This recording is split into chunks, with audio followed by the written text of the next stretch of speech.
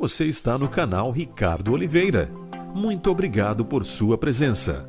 Por favor, curta o vídeo, compartilhe e inscreva-se no canal. Adquira também o curso de homilética do professor Leandro Quadros. E aprenda técnicas de como pregar e dar estudos bíblicos com mais eficiência e de uma maneira a impactar a vida das pessoas. Prepare-se e prepare a sua igreja para proclamar o Evangelho de maneira sólida. Peça já o seu. Olá, hoje eu quero falar sobre um assunto muito polêmico, que é o seguinte: o cristão, à luz da Bíblia, pode ou não pode portar armas? Esse assunto dará pano para manga, mas o meu objetivo é lhe ajudar a entender isso biblicamente e também dar início a uma discussão saudável para que possamos crescer e amadurecer juntos.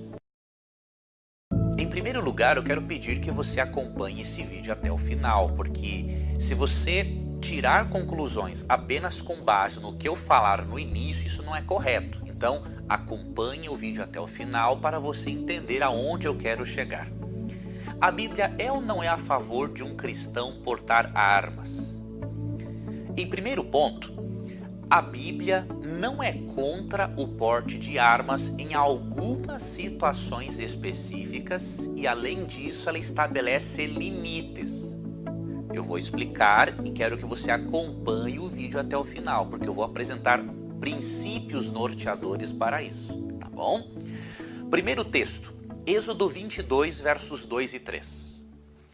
Se um ladrão for pego em flagrante arrombando uma casa, e for ferido e morto no confronto, a pessoa que matou o ladrão não será culpada de homicídio.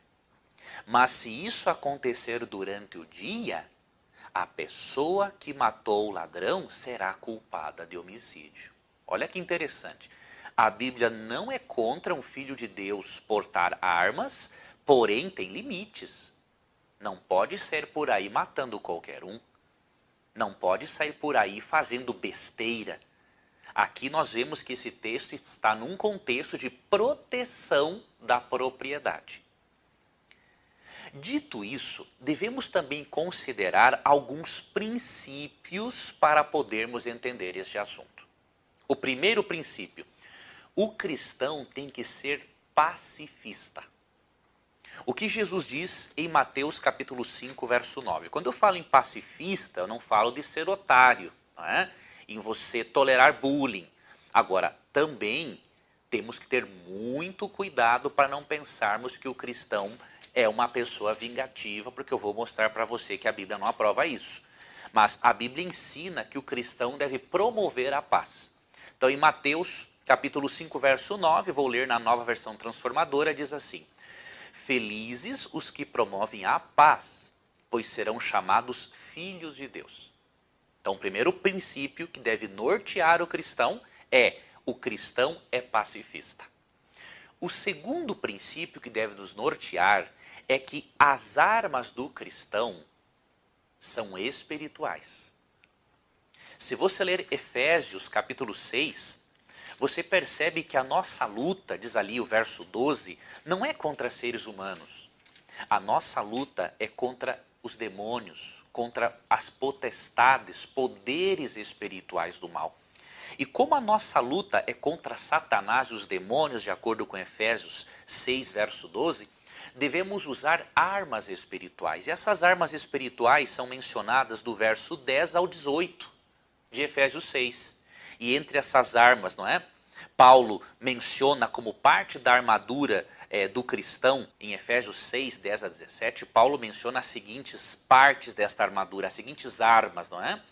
Ele diz que devemos ter o cinto da verdade, a couraça da justiça, devemos usar os calçados das boas novas do Evangelho, a preparação para o Evangelho, não é? O escudo da fé, o capacete da salvação, a espada do Espírito, que é a Bíblia, e constante oração, obviamente. Então, primeiro princípio, o cristão é pacifista. Segundo princípio, as armas do cristão são espirituais.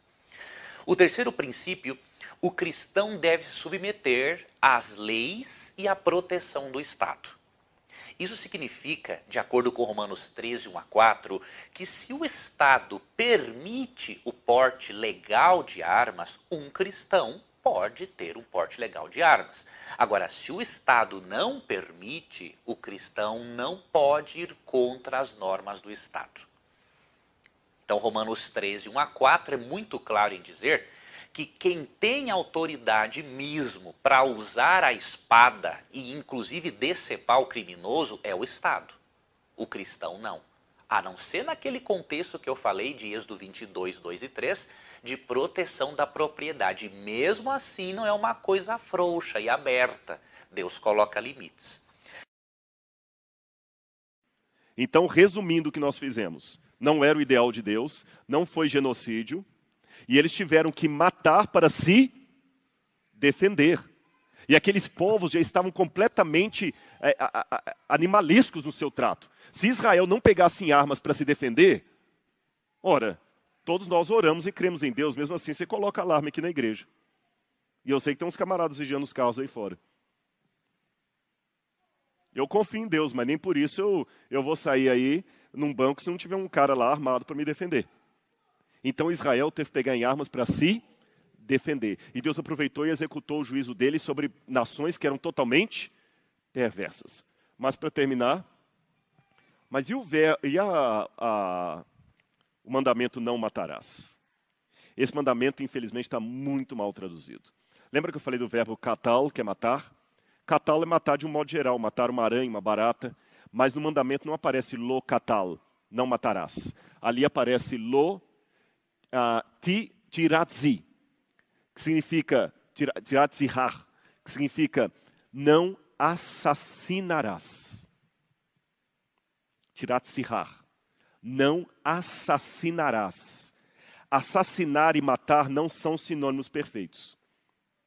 Você não tem como assassinar sem matar, mas você tem como matar sem assassinar.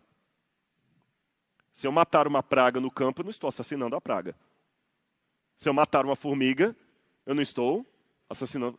Você não pode assassinar sem matar, mas você pode matar sem assassinar. E o que é assassinar? Assassinar é tirar a vida traiçoeiramente de um ser humano. Homicídio, crime premeditado. Isso aqui é assassinar. Isso é assassinar. Então Deus não falou que você não pode matar em legítima defesa. Aliás, o Novo Testamento fala que os estados que aplicam a lei de morte, que nós não devemos ir contra, porque se eles estão aplicando, não somos nós que vamos impedi-los. Está no Novo Testamento, o apóstolo Paulo.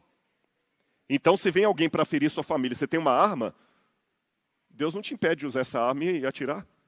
Deus não impede se algum irmão da igreja trabalhar no exército ou na polícia. Deus impede você de assassinar. Deus não impede você de matar uma barata na sua casa. Não matarás, então não pode matar uma barata. Aliás, diz que ninguém é hétero quando a barata é voadora, né? Eu posso matar em legítima defesa? Você pode matar em legítima defesa? O pessoal é criativo, né? O pessoal está pensando. Trouxeram de casa, pronto. Eu, pessoalmente, acredito que sim.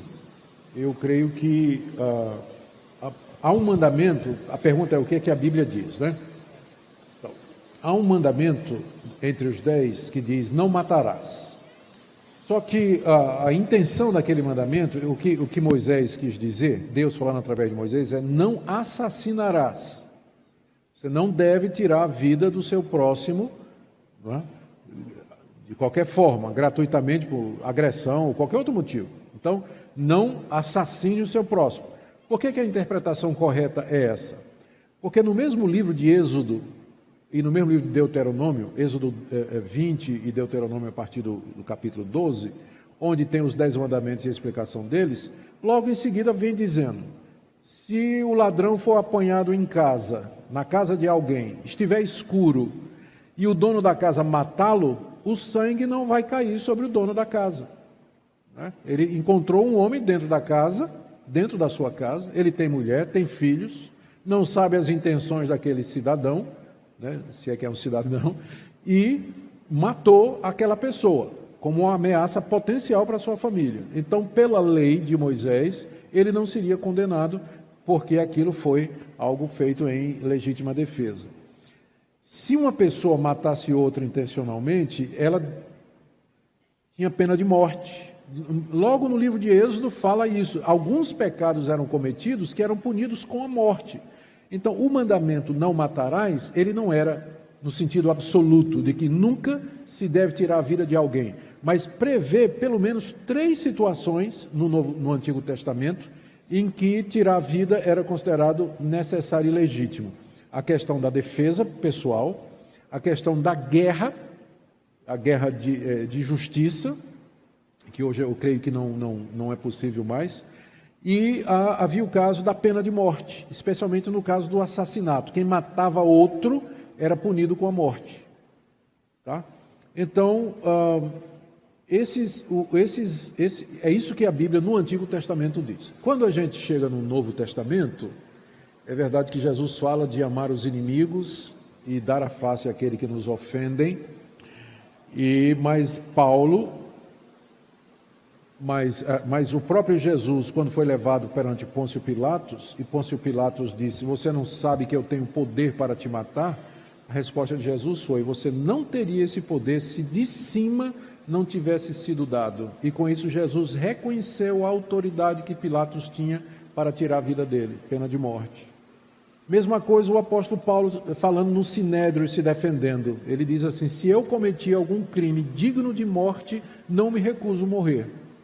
Ele reconhecia também o poder da autoridade de Romanos 13, né, que traz a espada, não é para dar um tapinha no traseiro do bandido, não, né? A espada é para cortar a cabeça. Paulo reconhece, então, isso aí. Então, nesse contexto, eu não tenho arma em casa, mas eu não teria dificuldade em ter uma arma e, se necessário, usar um ladrão ou alguém que entra na minha casa à noite. Eu usaria com a consciência tranquila. Triste por ter de fazer isso, mas eu usaria. E um outro princípio que nós devemos considerar é que o cristão não pode pagar o mal com o mal. Se você ler, por exemplo, Lucas 22, 35, Pedro havia entendido equivocadamente quando Cristo disse para eles portarem espada. Quando você analisa a perícope de Lucas 22, você percebe que Cristo estava dizendo, na verdade, para eles se prepararem para qualquer circunstância e se utilizarem das armas espirituais.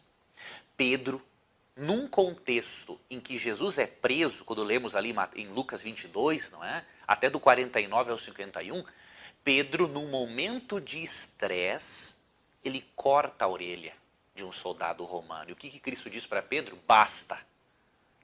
Ele até diz: quem fere com a espada será ferido. Então o que Cristo está ensinando? Que o cristão não deve pagar o mal com o mal, não deve ser vingativo. E isso nos leva a uma importante reflexão.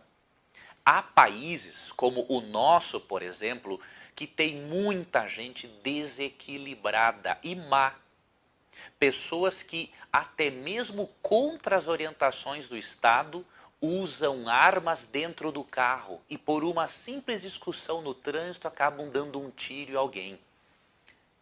Temos que ter muito cuidado com isso. Devemos nos submetermos, sim, à lei do Estado e, ao mesmo tempo, quando o Estado permite o porte de armas, o Estado precisa ter um critério muito avançado, com a ajuda de psicólogos, para ver quem realmente é apto ou não. Porque tem muita gente desequilibrada, muita gente maldosa, não é? E obviamente que um país de primeiro mundo, onde há legalização do porte de armas, ele tem normalmente leis rígidas e severas para quem abusa desse porte de armas.